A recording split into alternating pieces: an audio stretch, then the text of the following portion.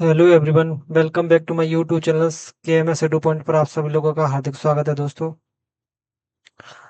दोस्तों, अपन जो जो स्टावी जो मैंने एक P MP assistant professor MP assistant professor जो 2026 का जो पेपर आने वाला है उसके लिए मैंने पीवाई क्यू स्टार्ट की एक इसमें जो स्टूडेंट हिस्ट्री सब्जेक्ट से हैं उनके लिए ये काफ़ी बेनिफिशियल होने वाली है, क्योंकि इसमें जो लिए हुए हैं मैंने पीवाईक्यू लिखे लिए हुए हैं। पीवाईक्यू 2017 और 2022 और 2024 की सारी पीवाईक्यू कराए जा रहे हैं ना। पीवाईक्यू कराएंगे और उसमें क्या होगा, उसमें आपको ये पता पड़ जाएगा कि जो 2026 में जो क्वेश्चन आने वाले हैं उनका उनका एमपीपीएससी की फ्रेम क्या है, मतलब उसको फ्रेम क्या है, किस तरह एमबीपीएससी सोचता है, किस तरह क्वेश्चन को पुट अप करता है। तो उससे क्या है, आपको एक आइडिया लग जाएगा और अब एग्जाम में बेहतर परफॉर्मेंस कर पाओगे। ठीक है। तो मैंने इससे पहले पार्ट ए करके और पार्ट बी करके, है ना, पार्ट बी करके दो वीडियो को मैंने बना के यूट्यूब पे डाल दिया है। उसको आप देख सकते हैं। एक जो सेशन है उसमें 25 क्वेश्चन को कवर किया गया है। तो आज जो पार्ट सी है उसमें भी 25 क्वेश्चन कवर करने वाले हैं, यानी कि 51 नंबर क्वेश्चन से लेकर 75 नंबर क्वेश्चन को क्या करने वाले हैं, कवर करने वाले हैं। तो जो लोग चैनल पर पहली बार आए हैं वो चैनल को सब्सक्राइब कर लीजिए, जिससे आपको ये बहुत ज़्यादा एमपी असिस्टेंट प्रोफेसर में जो लोग हिस्ट्री सब्जेक्ट से जो हैं वो उनके लिए बहुत ज़्यादा बेनिफिशियल होने वाला है ना। तो चलो बिना देरी किए हुए सेशन को स्टार्ट करते हैं और क्वेश्चन नंबर 51 पे चलते हैं।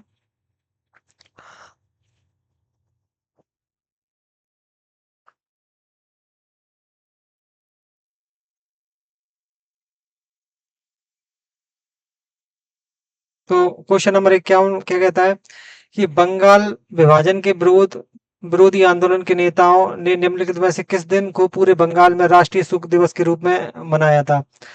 तो शोक दिवस के रूप में किसको मनाया था, या 16 अक्टूबर 1905 को बंगाल को क्या है, शोक दिवस के रूप में मनाया गया। ठीक है। और इसी दिन राखी दिवस के तौर पे भी इसको सेलिब्रेटेड किया गया। राखी दिवस के तौर पर भी क्या किया गया दोस्तों, इसको सेलिब्रेटेड किया गया। 20 जुलाई को क्या हुआ था, 20 जुलाई को इसको बंगाल विभाजन का निर्णय लिया गया था। ठीक है, बंगाल विभाजन का क्या है, 20 जुलाई को निर्णय लिया गया था। और 16 अक्टूबर को इसको विभाजन को लागू कर दिया गया था, इसीलिए इसमें शोक दिवस भी बनाया गया था और राखी दिवस भी बनाया गया था इसके विरोध में। ठीक है, शोक दिवस के विरोध में। और 7 अगस्त 1905 को स्वदेशी आंदोलन की क्या हुई थी, घोषणा हुई थी। स्वदेशी आंदोलन की घोषणा हुई थी। बंगाल विभाजन के विरोध में स्वदेशी आंदोलन की क्या हुई को घोषणा की गई थी। ठीक है। तो क्वेश्चन नंबर 51 का ऑप्शन नंबर सी सही है। ठीक है। Question number 52। Question number 52। Question number 52, निम्नलिखित में से किस कांग्रेस अधिवेशन में भारत छोड़ो आंदोलन का जो प्रस्ताव है वो पारित किया गया था। तो कौन सा अधिवेशन था, कराची अधिवेशन था कि लाहौर था, बॉम्बे या नागपुर था। तो इसमें ऑप्शन नंबर भारत छोड़ो प्रस्ताव ये कौन सा, ये बम्बई अधिवेशन, इसमें आंसर नंबर सी सही है। कराची अधिवेशन क्या हुआ था, कराची अधिवेशन 1931 में हुआ था। लाहौर 1929 में हुआ था। ये कहाँ हुआ था, रावी नदी के तट पर हुआ था। रावी नदी के तट पर हुआ था। इसकी अध्यक्षता किसने की थी, जवाहरलाल नेहरू ने की थी। जवाहरलाल नेहरू के द्वारा की गई थी। ठीक है। और इसके अलावा इसमें पूर्ण स्वाधीनता पूर्व स्वतंत्रता दिवस मनाने का क्या निर्णय लिया गया था, इसमें घोषित कर दिया गया था। ठीक है। तो इसकी जो डेट थी वो 26 जनवरी 1930 को पहली बार पूर्व स्वतंत्रता दिवस मनाया गया था, किसके, जवाहरलाल नेहरू के जी के द्वारा। ठीक है। और इसका ऑप्शन नंबर कौन सा सही है, इसका ऑप्शन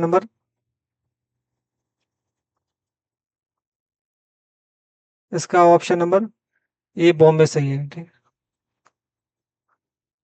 ऑप्शन नंबर वो। नागपुर अधिवेशन कब हुआ था? नागपुर अधिवेशन 1920 में हुआ था। ये बॉम्बे अधिवेशन, बॉम्बे अधिवेशन 1942 में हुआ था। ठीक है। Question number 53। क्वेश्चन नंबर 53, प्रसिद्ध खेड़ा सत्याग्रह किसके लिए शुरू किया गया था? तो प्रसिद्ध खेड़ा सत्याग्रह किसके लिए शुरू किया गया था? तो ये जो किसानों की फसल खराब हो जाती थी और जो ऋण चुकाने को लेकर संबंधित था ये, तो ये ऑप्शन नंबर सी है। ठीक है। ये कब हुआ था? ये 1917 में हुआ था, चंपारण आंदोलन के दौरान। ये 1918 में हुआ था, अहमदाबाद में ही हुआ था ये भी। और ये भी 1918 में हुआ था, तो इसका ऑप्शन नंबर ए सही है। ठीक है। ये किसको लेकर था? ये जो मजदूर थे, कपड़ा मिल मजदूर, उसको लेकर भी था, उसको लेकर था, कपड़ा मिल मजदूर। ठीक है। और ये तो किसानों से संबंधित था। Question number 54। क्वेश्चन नंबर 54, उस संगठन का नाम बताइए, उस संगठन का नाम बताइए जिसके सदस्यों ने रॉल एक्ट कानून की अवज्ञा करने और इस आंदोलन को में गिरफ्तारी और कारावास की सजा लेने की प्रतिज्ञा की थी। तो जो रोल एक्ट से संबंधित जो कानून किया, रोल एक्ट से संबंधित इसमें कानून है, वो कौन सा? सत्याग्रह है। सत्याग्रह 1919 में ये गांधी जी के द्वारा शुरू किया गया था, और ये रोल एक्ट के विरोध में किया गया था, क्योंकि रोल एक्ट में बिना अपील, बिना दलील और बिना वकील के किसी को भी क्या कर लिया जाता था? सिर्फ शक के आधार पर गिरफ्तार कर लिया जाता था और जेल में डाल दिया जाता था। ठीक है। और 2 साल तक उसको क्या कर दिया था? सजा देने का प्रावधान रखा गया था। तो इस वजह से गांधी जी ने इस आंदोलन के विरोध में सत्याग्रह सभा स्टार्ट की है ना।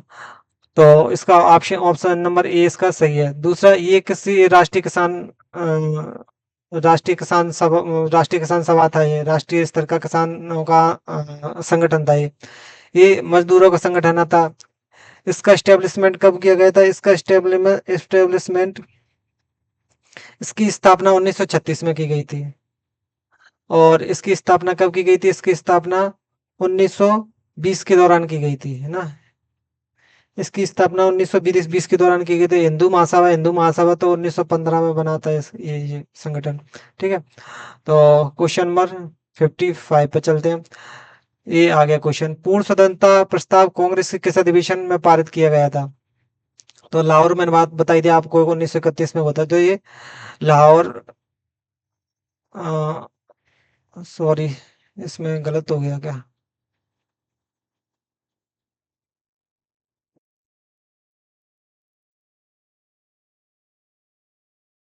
हाँ सही है।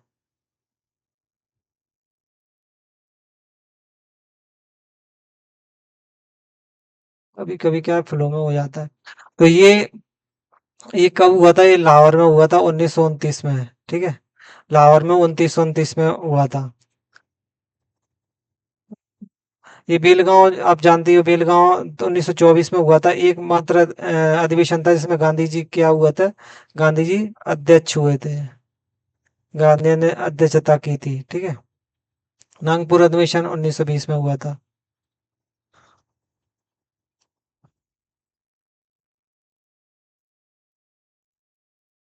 क्वेश्चन नंबर 56, नालंदा विश्वविद्यालय में अनेक उच्च कोटि की बौद्धिक क्षमता वाले विद्वान थे। उन्हीं में से प्रथम बार एक तिब्बत में बौद्ध धर्म के प्रसार और विकास के लिए आमंत्रित किया गया था और आचार्य बोधिसत्व की उपाधि से सम्मानित किया गया था। वे कौन थे? ठीक है। तो नालंदा विश्वविद्यालय में उच्च कोटि की बौद्धिक क्षमता वाले विद्वान थे। उन्हें प्रथम बार एक ही तिब्बत में बौद्ध धर्म के प्रसार और विकास में आमंत्रित किया गया था। तो आचार्य बोधिसत्व की उपाधि से कौन से उसको सम्मानित किया गया था? तो ये कौन थे? आचार्य शांति रक्षित को सम्मानित किया गया था। ठीक है। Question number 57। क्वेश्चन नंबर 57 क्या कहता है? जैन मतावलंबियों की गोमतेश्वर अथवा बाहुबली की विशाल मूर्ति कहाँ स्थित है? तो गोमतेश्वर और बाहुबली की विशाल मूर्ति, बाहुबली कौन थे? ये ऋषभ देव के पुत्र थे। ये कौन से दोस्त हो? ऋषभ देव के पुत्र थे। ऋषभ देव के बड़े पुत्र थे। ठीक है।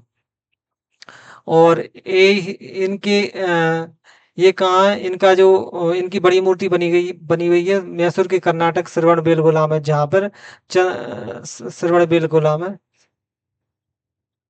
श्रवण बेलगोला, जहाँ पर चंद्र गुप्त मौर्य के द्वारा क्या हुआ था, संलेखना विधि द्वारा अपने प्राण त्यागे थे। ठीक है, तो ये इसका सही आंसर क्या होगा, मैसूर कर्नाटक में। और माउंट आबू का संबंधित, माउंट आबू भी जैन मंदिरों से संबंधित, दिलवाड़ा के जो जैन मंदिर प्रसिद्ध मंदिर बने हुए हैं माउंट आबू। ठीक है, उसके जूनागढ़, जूनागढ़ किससे संबंधित, रुद्रदामन से संबंधित है जूनागढ़। उज्जैन प्राचीन है, प्राचीन राजधानियों में आती है उज्जैन, उज्जैन में काफी फेमस है। ठीक है, क्वेश्चन नंबर 58, निम्नलिखित में से कहाँ हड़प्पा सभ्यता के समय बंदरगाह था। तो बंदरगाह कहाँ था हड़प्पा सभ्यता के समय, लोथल। लोथल कहाँ है, गुजरात में। लोथल कहाँ है, गुजरात। ये इनका प्रमुख शहर था लोथल, मोहनजोदड़ो। हड़प्पा सभ्यता की प्रमुख शहर था, लेकिन यहाँ कोई बंदरगाह नहीं मिला है। ठीक है, और सूरकोट दा, तो बंदरगाह केवल क्या है, इधर जो ये गुजरात का एरिया था, ये पूरा बंदरगाह था, यहाँ से व्यापार किया जाता था मेसोपोटामिया वगैरह में। तो ऑप्शन नंबर इसका क्या सा सही है, 58 नंबर का क्वेश्चन नंबर डी सही है। 59, क्वेश्चन नंबर 59, हड़प्पा सभ्यता के पश्चात जूकर संस्कृति के अवशेष कहाँ मिले हैं।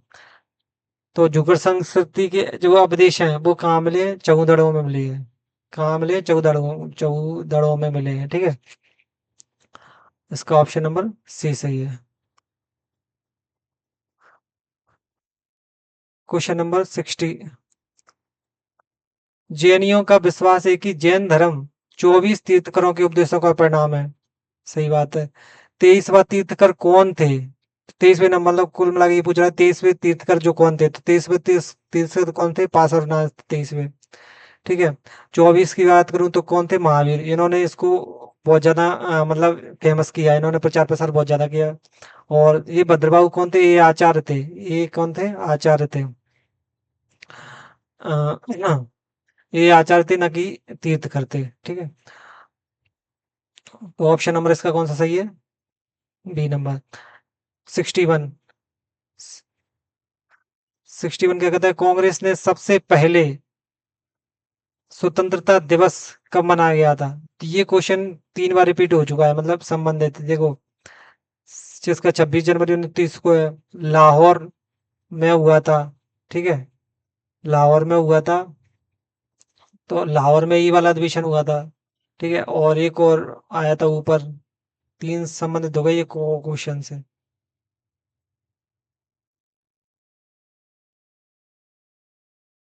अधिवेशन से 2 क्वेश्चन संबंधित हो गए, एक अलग है थोड़ा सा। तो 62, निम्नलिखित में से कौन सा कोमा मारू घटना से संबंधित थे। तो कोमाटा मारू घटना से संबंधित कौन थे, बाबा गुरुदत्त। ये कनाडा के जहाज को लेकर विवाद हो गया था इन्होंने। ठीक है, और कनाडा पे इनको उतरने नहीं दिया था, तो इस वजह से इनको ये कोमाटा मारागाडू प्रकरण से जुड़े हुए। ये कब हुआ था, 1914 में हुआ था। ठीक है, 1914 में प्रकरण हुआ था। लाला हरदयाल कहाँ से जुड़े, लाला हरदयाल गदर पार्टी से जुड़े हुए हैं, गदर पार्टी से जुड़े हुए हैं। ठीक है,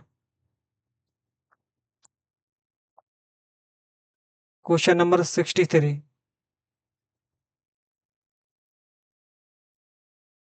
क्वेश्चन नंबर 63, उस भारतीय क्रांतिकारी का नाम बताइए जिसने 20 साल बाद जलियांवाला बाग नरसंहार के समय पंजाब के तत्कालीन लेफ्टिनेंट गवर्नर माइकल ओडायर की हत्या कर दी थी।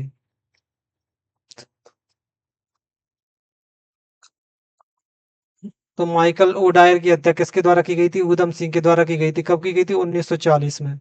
ठीक है, 1940 में की गई थी।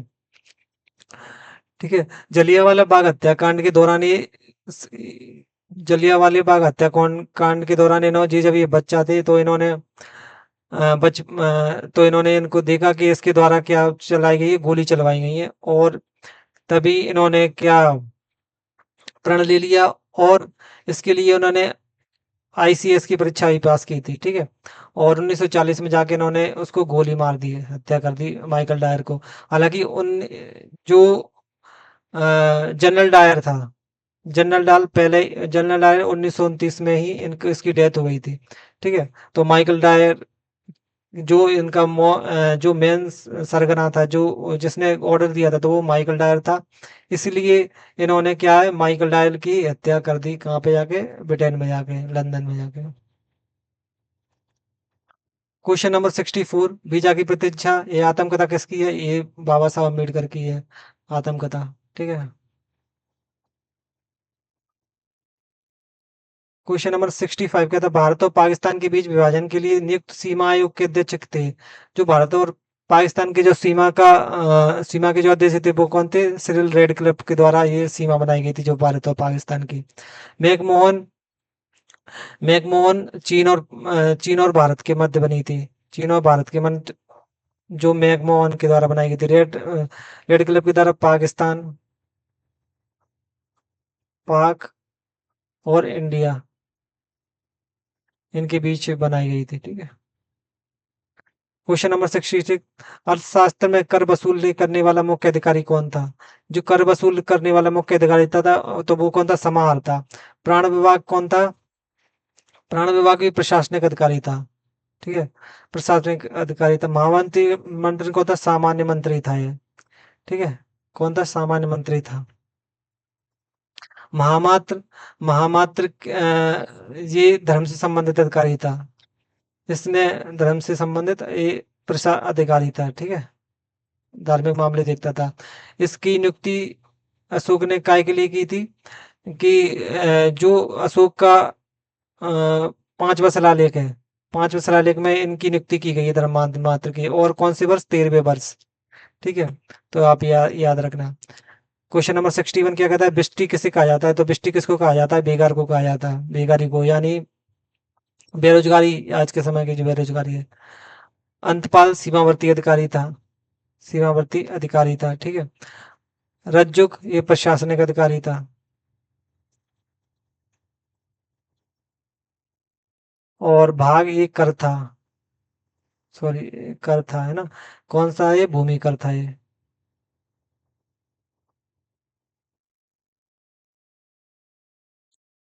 क्वेश्चन नंबर 68, स्तूप की परंपरा से संबंधित है। तो स्तूप किससे संबंधित है? स्तूप बौद्ध के अवशेषों के लिए प्रयुक्त एक स्थल है। मतलब बौद्ध के अवशेष सौंपे ही स्तूप बनाए गए हैं। अशोक के द्वारा 84,000 स्तूप का निर्माण किया गया था। जो स्तूप शब्द है, स्तूप शब्द जो स्तूप जो शब्द आया है, वो पहली बार कहाँ मिलता है? वो पहली बार ऋग्वेद के अंदर मिलता है। ठीक है, ऋग्वेद जो स्तूप जो शब्द है, वो शब्द कहाँ से लिया गया है? ऋग्वेद से लिया गया है। लेकिन स्तूप की जो परंपरा संबंधित कहाँ से है? बौद्ध धर्म से संबंधित है, यानी बौद्ध के अवशेषों के लिए एक प्रयुक्त स्थल है ना? अशोक ने 84 बौद्ध स्तूप का निर्माण कराया था।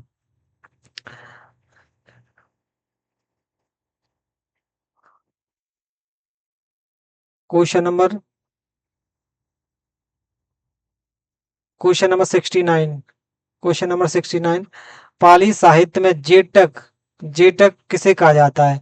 तो जेटक किसे कहा जाता है? श्रेणी की एक, श्रेणी का एक प्रधान होता है, जैसे जेटक कहा जाता है, मतलब मुखिया होता है श्रेणी का, है ना? उसे जेटक कहा जाता है। ठीक है? जैसे कोई व्यापार कर रहा है, तो उसका जो मुखिया होगा, एक उनका संगठन होगा, संगठन का एक मुखिया होगा, इसे क्या कहा जाता है? जेटक कहा जाता है। क्वेश्चन नंबर 70, अशोक का नाम निम्नलिखित में से किस शिलालेख में अंकित है?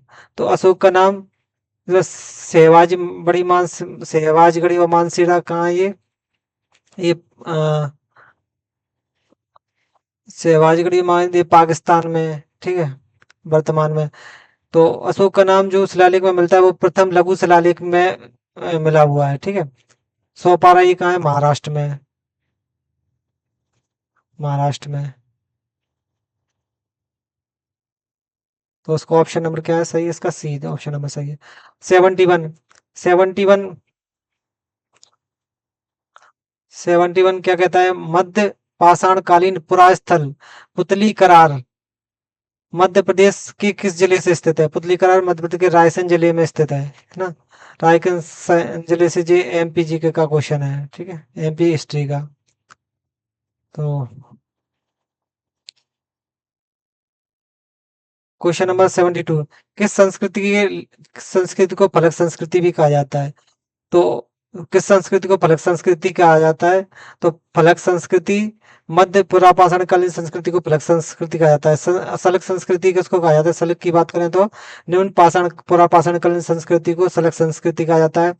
फलक फलक की प्रधानता होने के कारण से फलक संस्कृति कहा जाता है। सलक की प्रधानता होने के कारण से सलक संस्कृति कहा जाता है। ठीक है, तो ऑप्शन नंबर इसका बी सही होगा। क्वेश्चन नंबर 73, किस अभिलेख में अशोक का व्यक्तिगत नाम अशोक मिलता है? तो option number A Panguraria, number option number B Sanchi, option number C Gurjara. ठीक है, और ऑप्शन नंबर डी रूपनाथ। तो इसमें जो अशोक का नाम व्यक्तिगत नाम मिलता है वो या तो गुर्जरा में मिलता है और या क्या में मिलता है? मास्की में मिलता है। चूंकि क्या है, ये गुर्जरा ऑप्शन में है, तो ऑप्शन नंबर कौन सा सही होगा? ऑप्शन नंबर गुर्जरा सही होगा। ये कहाँ पे? दतिया में है। कहाँ पे? दतिया जिले में है, दतिया जिले। ठीक है, पनगुड़िया कहाँ है? ये सीहोर में है, सीहोर में। सांची, सांची कहाँ आती है? ये रायसेन में आती है, सांची। और रूपनाथ कहाँ है? जबलपुर में है, जबलपुर में। यहाँ पे क्या है, सांची बहुत बड़ा बड़ा स्तूप है, महत्वपूर्ण बौद्धों के लिए महत्वपूर्ण केंद्र है। और यहाँ पे सारीपुत्र और मोगदलायन की अस्थियों के अवशेष रखे गए हैं। ठीक है, तो ऑप्शन नंबर इसका सही कौन सा है? गुर्जर, इसका ऑप्शन नंबर सही है।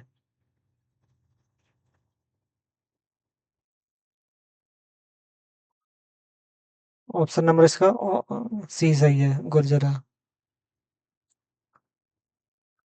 74, चंद्रगुप्त द्वितीय ने सेनापति आम्र कारदव ने दीनार बौद्ध संघ को दान दिया था, तो कितने दीनार बौद्ध संघ को दान दिया था? 25, 30, 35 या 40? तो ऑप्शन नंबर इसका कौन सा सही है? ए सही है, ए ऑप्शन नंबर इसका सही है। 25 दीनार दिए थे। 75, विदिशा के नाग वंश का संस्थापक कौन था? तो विदिशा के नागवंश का संस्थापक कौन था? वृषणांग था। ये आपको फैक्ट याद रखने हैं बस, विदिशा का जो नागवंश का संस्थापक कौन था। तो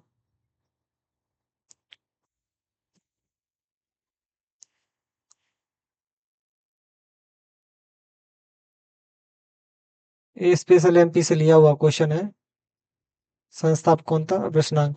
तो आज के लिए बस इतना ही। जो कल जो सीरीज को कंटिन्यू करने वाले हैं वो 76 क्वेश्चन से करेंगे 100 तक। ठीक है, 25 क्वेश्चन पर डे डिस्कस किए जाते हैं। ठीक है, तो आज के लिए बस इतना ही।